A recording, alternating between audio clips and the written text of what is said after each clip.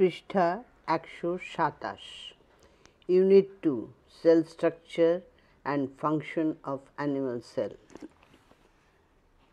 Chapter 5 শ্বসন ব্র্যাকেটে ইংরেজিতে রেসপিরেশন সাইডে একটা মাইটোকন্ড্রিয়ার ছবি আছে নিচে একটা কোটেশন দেওয়া আছে একটা বক্সের ভেতরে whereas photosynthesis provides the carbohydrate substrate upon which plants and nearly all life depend, glycolysis and respiration are the processes whereby the energy stored in carbohydrates is released in a controlled manner. Inverted comma closed এটা বলেছেন Eduardo জেইজার EDUARDO ZEIGER এর তলায় syllabus topic 1 cellular respiration hyphen দিয়ে glycolysis, fermentation, TCA cycle and electron transport system ব্র্যাকেটে in brief নিচে ভূমিকা introduction সকল প্রকার সজীব উদ্ভিদ এবং প্রাণী শ্বসনের প্রয়োজনে বাতাস থেকে অক্সিজেন গ্রহণ করে এবং কার্বন ডাইঅক্সাইড পরিত্যাগ করে পরিবেশে অক্সিজেন ও কার্বন ডাইঅক্সাইডের মধ্যে সমতা বজায় রাখে গ্যাসীয় পদার্থের আদান প্রদান অক্সিজেনের সমতা ব্র্যাকেটে অক্সিজেন ব্যালেন্স এবং কার্বন ডাইঅক্সাইডের সমতা কার্বন ডাইঅক্সাইড ব্যালেন্স ব্র্যাকেটে রক্ষার মাধ্যমে ঘটে থাকে গ্যাসের আদান প্রদান এক্সচেঞ্জ অফ গ্যাসেস এটা লাইন ডায়াগ্রাম করে দুদিকে দুটো লাইন দিয়ে অ্যারো করে তার নিচে বাঁদিকে লেখা অক্সিজেনের সমতা অক্সিজেন ব্যালেন্স আবার ডান দিকে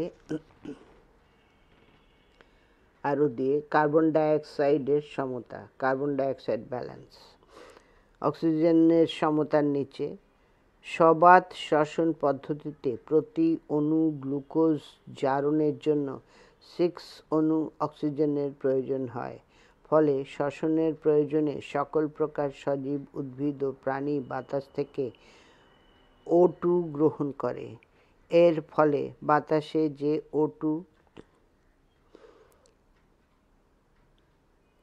ঘাটতি ঘটে তা সবুজ উদ্ভিদেরা সালোক সংশ্লেষ পদ্ধতিতে উপজাত বস্তু হিসেবে O2 উৎপাদনের মাধ্যমে মিটিয়ে থাকে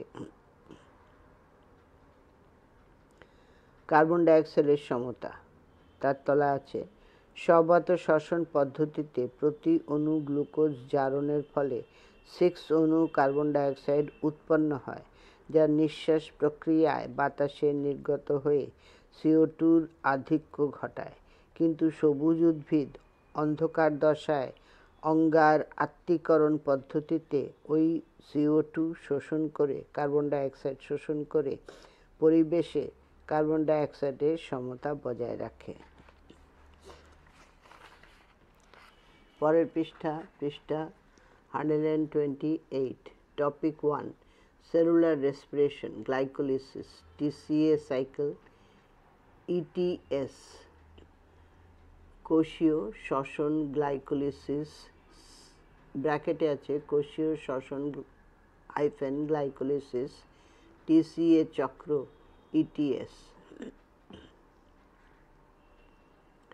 শ্বসনের কাজ ডেফিনেশন অফ রেসপিরেশন যেসব জৈব রাসায়নিক প্রক্রিয়ায় সকল প্রকার সজীব কোষে খাদ্যবস্তু অক্সিজেনের উপস্থিতিতে বা অনুপস্থিতিতে আংশিক বা সম্পূর্ণভাবে জারিত হয়ে খাদ্যস্থ স্থৈতিক শক্তিকে রাসায়নিক শক্তিতে রূপান্তরিত করে শক্তি সমৃদ্ধ ফসফেট যৌগ এটিপিতে আবদ্ধ রাখে তাকে শ্বসন বলে।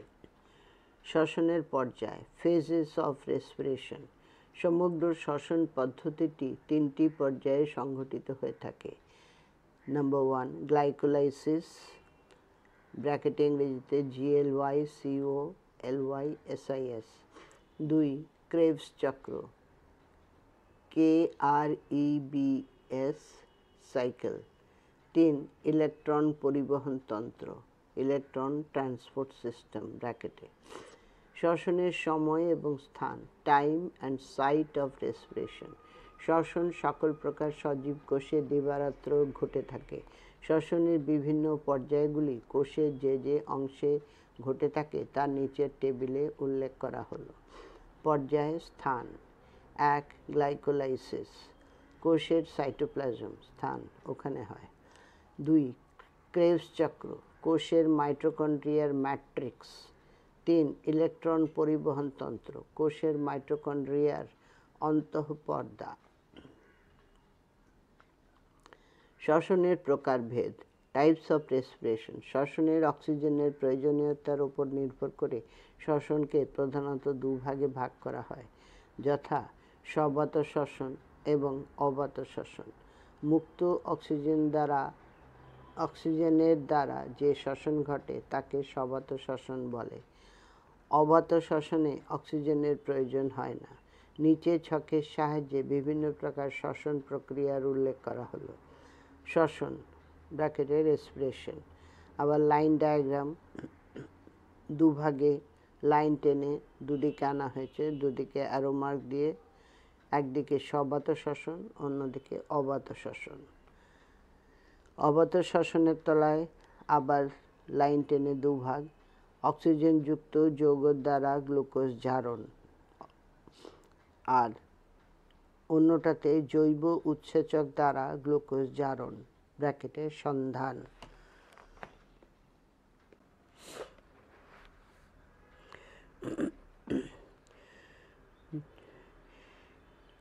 জৈব উৎসেচক দ্বারা গ্লুকোজ জারণ,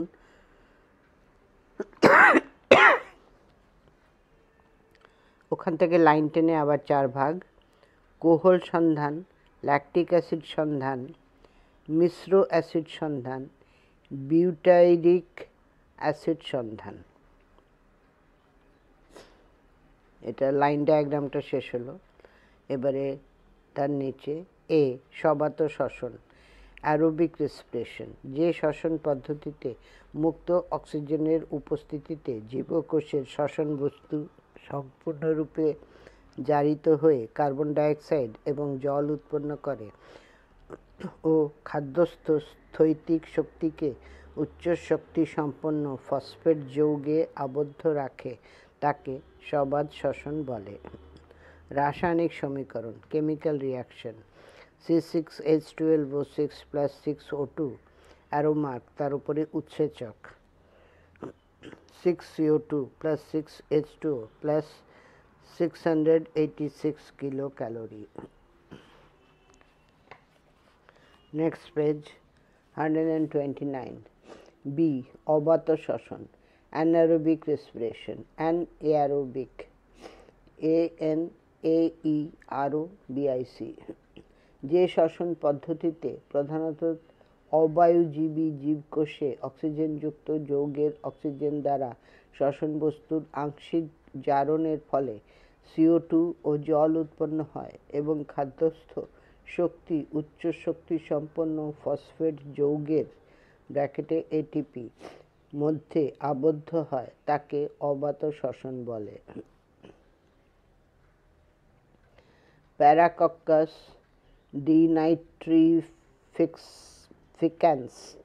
ডিনাইট্রিফিক্যান্স নামক ব্যাকটেরিয়ার দেহে ঘটা অবাত শ্বসনের রাসায়নিক সমীকরণ। C6H12O6 + 12NO2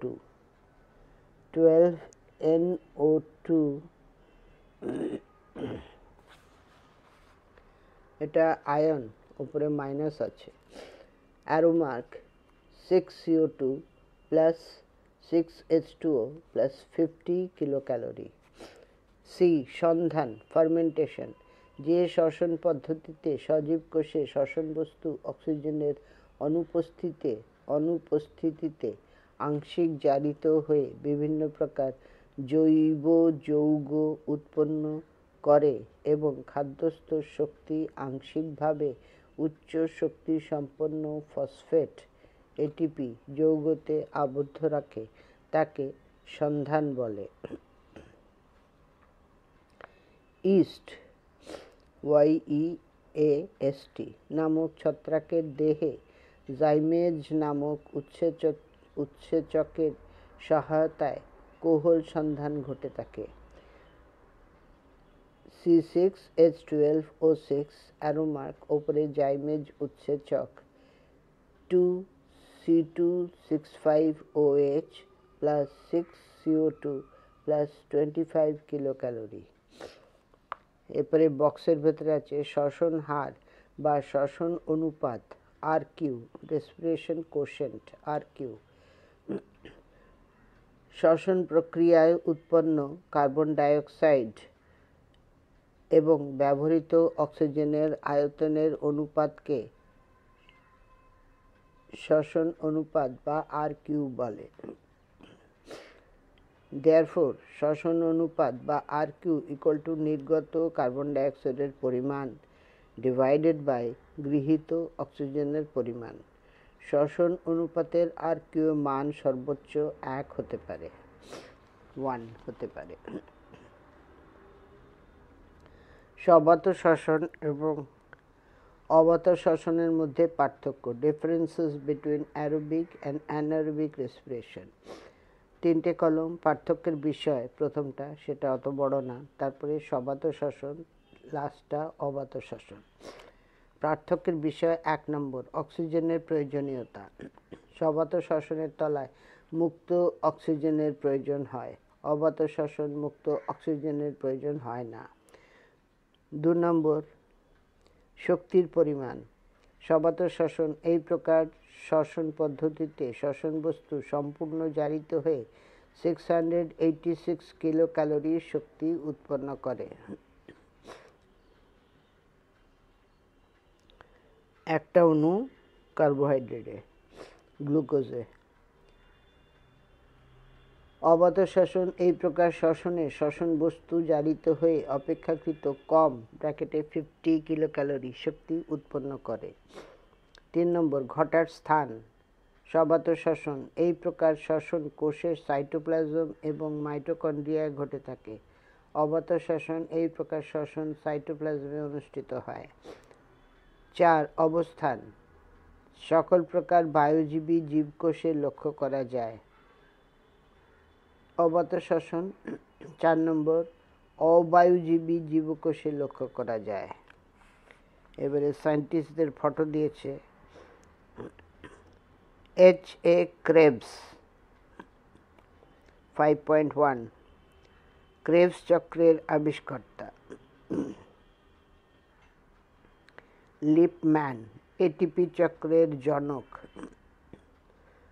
5.3 Peter Mitchell ATP কেমিঅসমোটিক থিওরির আবিষ্কর্তা। Next page 130। স্ববাত শ্বসন পদ্ধতির পর্যায়। এ গ্লাইকোলাইসিস, যে জৈব রাসায়নিক পদ্ধতিতে গ্লুকোজ শর্করা জারিত হয়ে পাইরুভিক অ্যাসিড এবং 4 অণু এটিপি উৎপন্ন করে, তাকে গ্লাইকোলাইসিস বলে।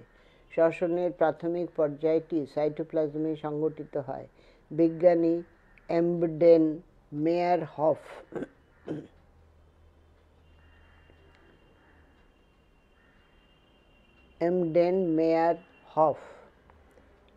এ ময়ব ডয়েকার ন মে আর ময়েকার উন্তস্তয় আকার র হ ফ এবং পারনাস পার না দন্তেশ্ব এই পদ্ধতিটি সর্বপ্রথম আবিষ্কার করেন। তাই গ্লাইকোলাইসিসকে ইএমপি পথ, এমডেন মেয়ারহফ পারনাস ইএমপি পথ বলা হয়। গ্লাইকোলাইসিসের রাসায়নিক বিক্রিয়াগুলি নিচে ছকের সাহায্যে উল্লেখ করা হলো।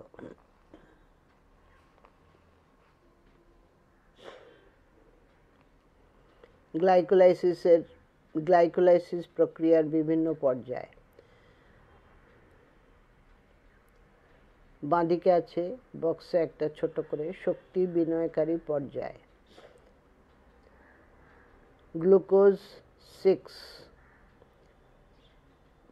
নিচে শক্তি বিনিময়কারী পর্যায়েতে তার নিচে একটা ছোট বক্সে -1 ATP. ATP glucose 6 ATP arrow mark দিয়ে, দুদিকেই অ্যারো আছে। গ্লুকোজ 6-এর তলার বক্সে গ্লুকোজ 6 ফসফেট। গ্লুকোজ 6 একটা হাইফেন দিয়ে পি, আর এদিকে এটিপি থেকে এডিপি হয়ে যাচ্ছে, -1 এটিপি হচ্ছে। একটা ফসফেট গ্লুকোজ 6 ফসফেট মানে C6 আর একটা ফসফেট আলাদা হয়ে যাচ্ছে, বেরিয়ে যাচ্ছে। এটিপি থেকে এডিপি হচ্ছে অ্যাডেনোসাইন, এটিপি হচ্ছে অ্যাডেনোসাইন ট্রাইফসফেট, ওখান থেকে অ্যাডেনোসাইন ডাইফসফেট হচ্ছে, একটা ফসফেট চলে যাচ্ছে। সেটা প্রথম পর্যায়ে। তাতে লিখেছে এটিপির সাহায্যে গ্লুকোজ ফসফোরাইলেশন প্রক্রিয়ায় ফসফেটযুক্ত হয়ে সক্রিয় গ্লুকোজ 6 ফসফেট যৌগ অণুতে পরিণত হয়। এটিপি থেকে একটা ফসফেট যেটা বেরোলো এডিপি হলো, সেই ফসফেটটা গ্লুকোজ 6 পি হলো। তারপরে আবার অ্যারো মার্ক, এটা দুদিকেই arrow mark, fructose 6 phosphate C6P, C6-P। আবার আরেকটা এটিপি চলে যাচ্ছে, এটিপি অ্যারো মার্ক দিয়ে, এটিপি থেকে আবার এডিপি হচ্ছে, আরেকটা এটিপি ফ্রুক্টোজ 1,6 বিসফসফেট। এটাতে পি দুটো ফসফেট বেরোচ্ছে, আগে একটা ফসফেট ছিল আর একটা ফসফেট পি, একটা বন্ড C6 আর একটা বন্ড পি। আবার অ্যারো মার্ক, এটা দ্বিতীয়বার এটিপি দিয়ে ফসফেট যুক্ত হয়ে ফ্রুক্টোজ 1,6 বিসফসফেট উৎপন্ন করে। তারপরে 2,3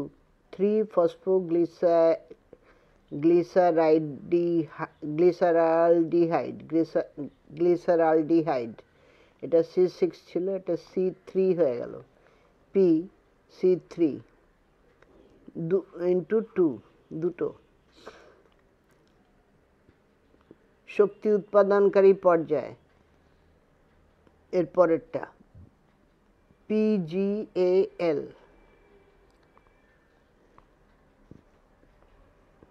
3 নম্বর 6 কার্বন অণু C6 বিশ্লিষ্ট হয়ে 2 অণু 3 কার্বনযুক্ত PGAL অণু উৎপন্ন করে। এটা হলো এখন PGAL। 3 phosphoglyceraldehyde PGAL। 6 অণু ছিল, C6 ছিল, এবার C3 হলো।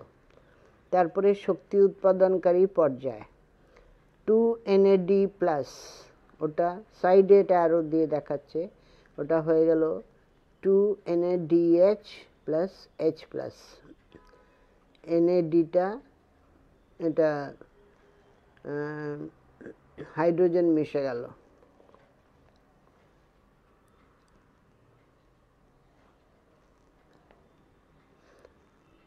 আর 2P এলো তাতে একদিকে, আবার অ্যারো মার্ক দিয়ে 1,6 বিস ফসফোগ্লিসারিক অ্যাসিড,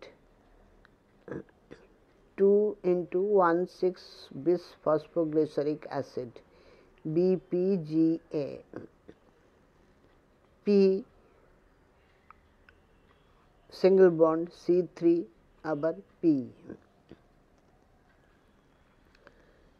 4 নম্বর, প্রথম জারণে ও পরে ফসফোরাইলেশন প্রক্রিয়ায় 2 অণু NADH প্লাস H+ এবং 2 অণু উচ্চ জৈব শক্তি সম্পন্ন BPGA অণু উৎপন্ন করে। বিস ফসফোগ্লিসারিক অ্যাসিড BPGA। তো ওইটা আবার নিচে এসে গেল 3 ফসফোগ্লিসারিক অ্যাসিড P-C3, এদিকে অ্যারো মার্ক দিয়ে 2 ADPটা 2 ATP হয়ে গেল।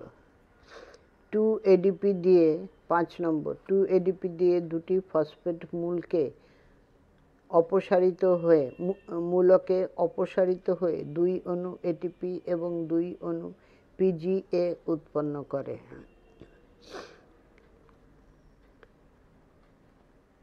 BPGAটা আবার অ্যারো মার্ক দিয়ে 2 অণু ফসফোগ্লিসারিক অ্যাসিড PGA আর P সিঙ্গেল বন্ড C3।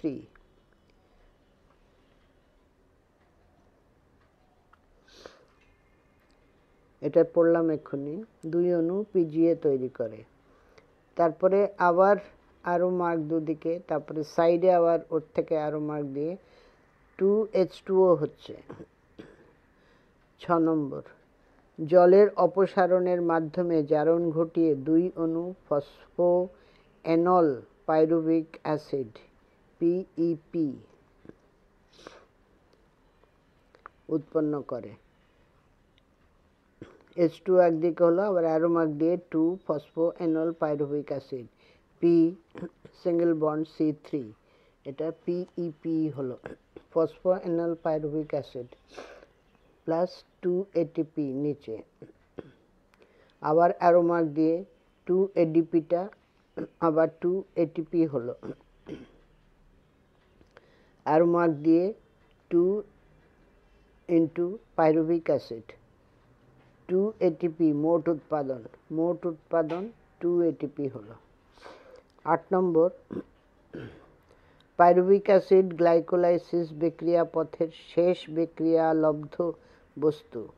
যদি কোষীয় শ্বসন ঘটে তখন তা সাইটোপ্লাজম থেকে মাইটোকন্ড্রিয়াতে আরও বিক্রিয়া করার জন্য প্রবেশ করে। চিত্র 5.4 গ্লাইকোলাইসিস পর্যায়ের বিভিন্ন ধাপের রেখাচিত্র, এটা পড়লাম এখন। বি ক্রেবস সাইকেল, ব্র্যাকেটে ক্রেবস সাইকেল KREBS সাইকেল, যে জৈব রাসায়নিক বিক্রিয়ায় শর্করা, প্রোটিন ও ফ্যাট জারণে উৎপন্ন অ্যাসিটাইল-CoA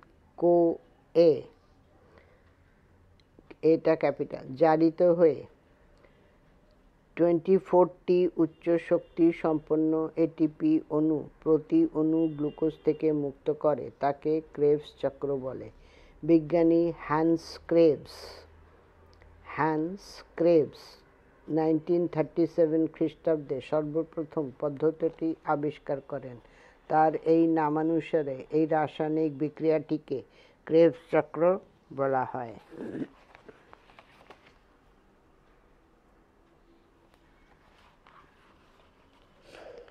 ক্রেবস চক্রকে কেন TCA চক্র বলা হয়? Why Krebs cycle is called TCA cycle?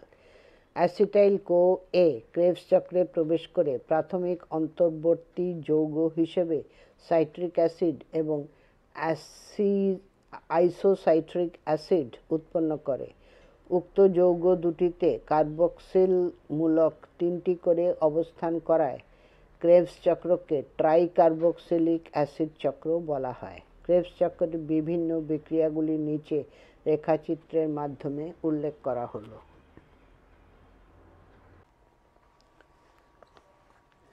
এটা একটা বক্সের ভেতরে ক্রেবস সাইকেল এক্সপ্লেন করেছে। ক্রেবস চক্রের বিভিন্ন ধাপের চিত্ররূপ আমি এটা পড়ছি। NAD+ pyruvic acid 3C pyruvic dehydrogenase, এটা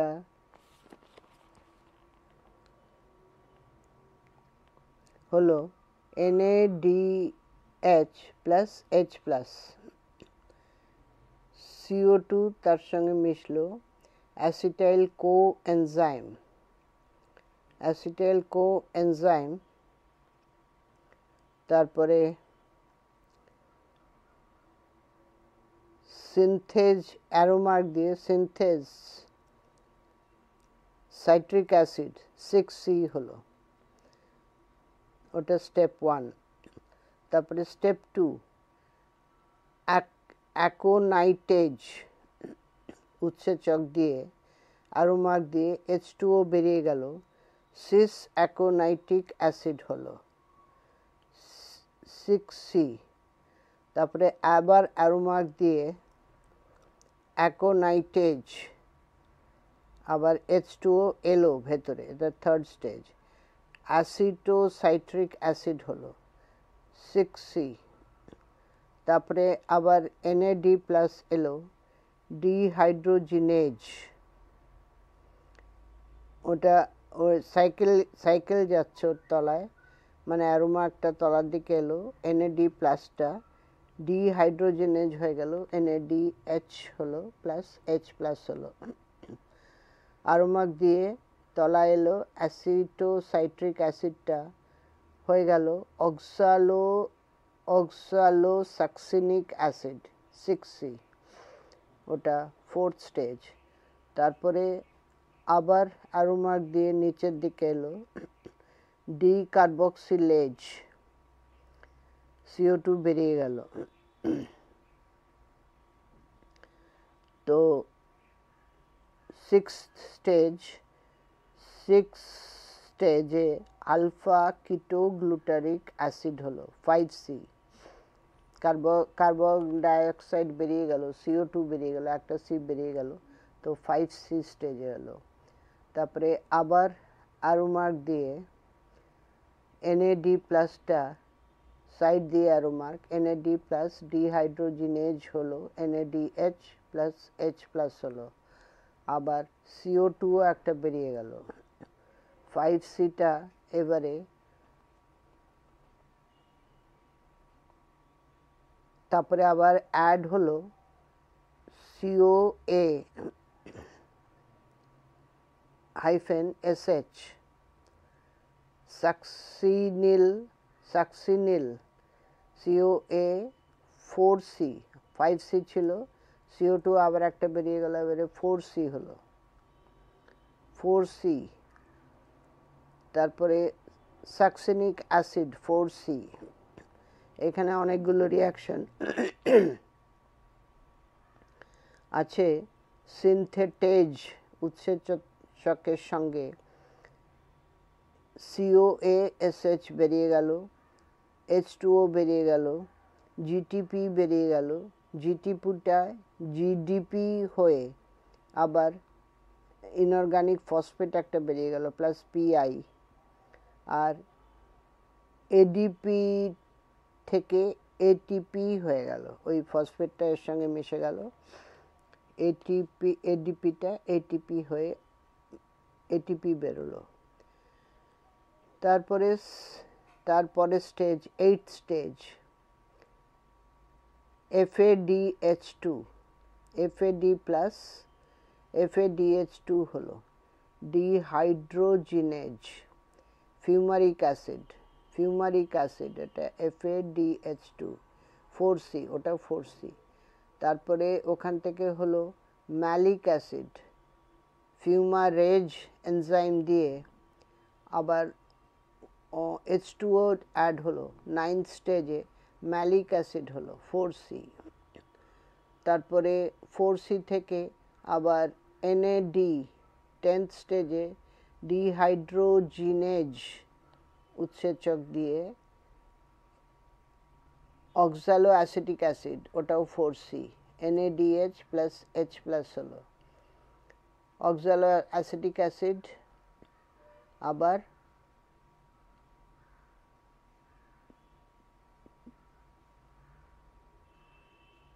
এখানে আবার CO2 একটা বেরিয়ে গেল, একটা অক্সিজেন বেরিয়ে গেল, NADH প্লাস H প্লাস বেরিয়ে গেল, NAD পাইরুভিক ডিহাইড্রোজেনেজ এনজাইম দিয়ে NADH প্লাস H প্লাস, আর আর অ্যাসিটাইল কোএনজাইম A টা 4C অক্সালো অ্যাসিটিক অ্যাসিডটা পাইরুভিক অ্যাসিড হলো 3C, একটা CO2 বেরিয়ে গেছিল। এটা পুরোটা ক্রেবস সাইকেল। জীবজগতে শ্বসনের প্রধান প্রধান ভূমিকা। শ্বসন প্রক্রিয়ার দ্বারা যে সকল গুরুত্বপূর্ণ কাজগুলি সম্পন্ন হয়ে থাকে তা নিচে উল্লেখ করা হলো। 1. শ্বাস বায়ুর আদান প্রদান। শ্বসন প্রক্রিয়ার দ্বারাই প্রতিটি সজীব কোষ অক্সিজেন সরবরাহ করা হয় কোষে, এবং শ্বসনে উৎপন্ন CO2 কে কোষ থেকে দূরীভূত করা হয়। 2 নম্বর রেচন। শ্বসন প্রক্রিয়ার মাধ্যমেই কোষে উৎপন্ন অ্যামোনিয়া, কিটোন বডি, অ্যালকোহল প্রভৃতি প্রয়োজনীয় রেচন পদার্থ কোষ থেকে দূরীভূত হয়।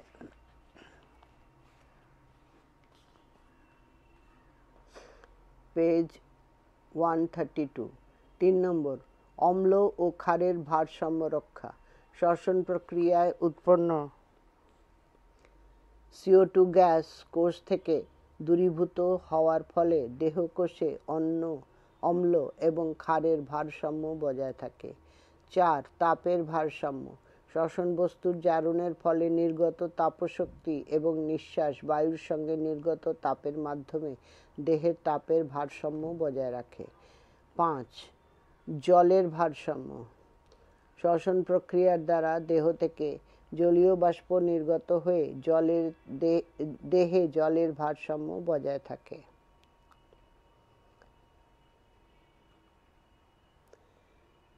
এবারে একটা বক্সের ভেতরে চিত্র দিয়েছে, লাইন ডায়াগ্রাম করে বুঝিয়েছে।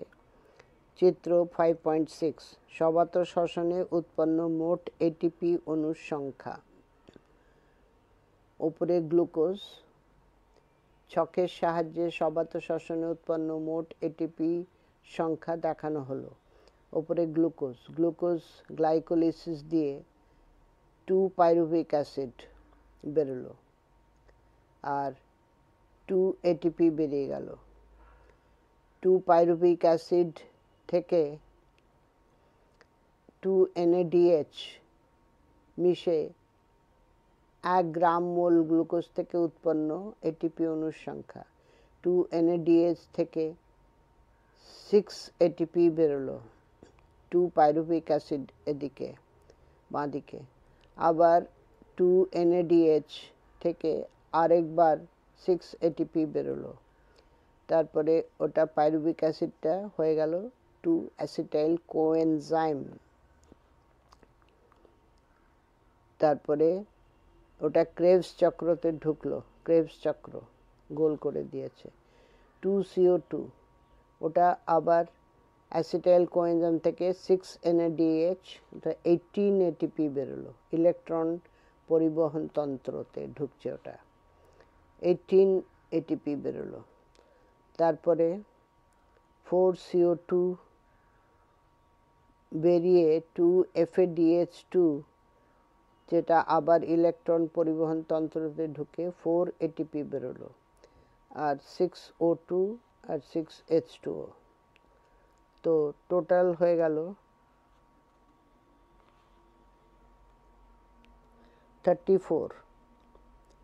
প্রথমে 6, তারপরে 6 12, তারপরে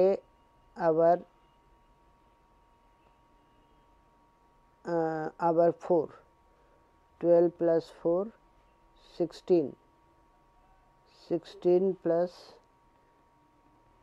18, মোট নিচে দিয়েছে মোট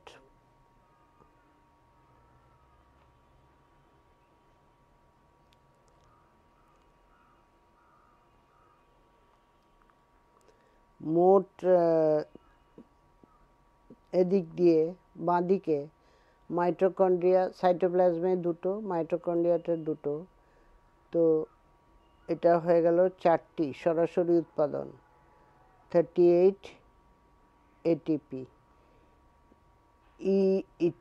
ইটিএস এর মাধ্যমে 34 এটিপি, আর 4টে এটিপি, এটা হয়ে গেল 38 এটিপি, মোট 38 এটিপি।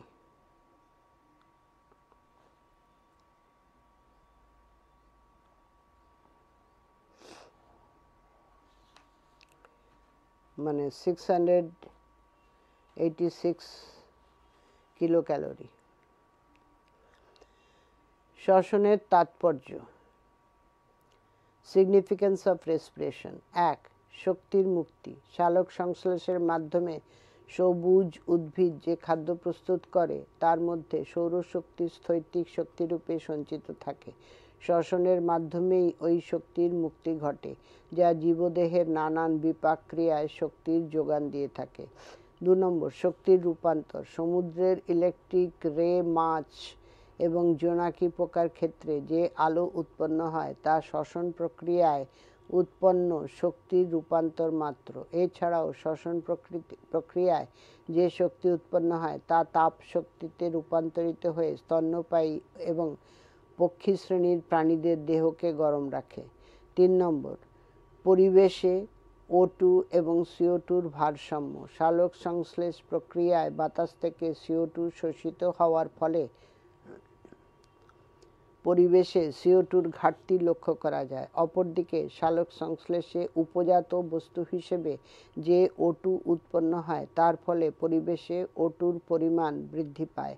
শ্বসন প্রক্রিয়ার সময় সকল প্রকার জীবেরা বাতাস থেকে O2 গ্রহণ করে, ফলে বাতাসের O2-র ভারসাম্য বজায় থাকে এবং উপজাত বস্তু হিসেবে যে CO2 উৎপন্ন হয় তা পূর্বের ঘাটতি মেটায়। সালোক সংশ্লেষ এবং শ্বসন প্রক্রিয়ার মধ্যে সম্পর্ক, relation between photosynthesis and respiration. সালোক সংশ্লেষ প্রক্রিয়ায় CO2 গ্যাসের প্রয়োজন, যার প্রধান উৎস জীবের শ্বসন প্রক্রিয়া। অপরদিকে জীবের শ্বসনের সময় প্রয়োজন খাদ্য এবং O2-র, যে দুটির প্রধান উৎস সালোক সংশ্লেষ প্রক্রিয়া।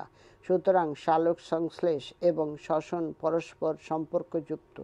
পরবর্তী পৃষ্ঠায় সালোক সংশ্লেষ ও শ্বসনের সম্পর্ক ছকের সাহায্যে দেখানো হলো।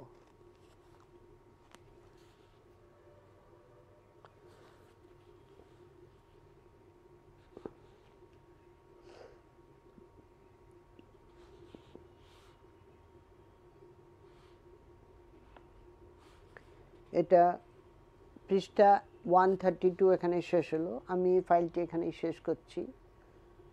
পরের অংশ পরের ফাইলে পড়ব।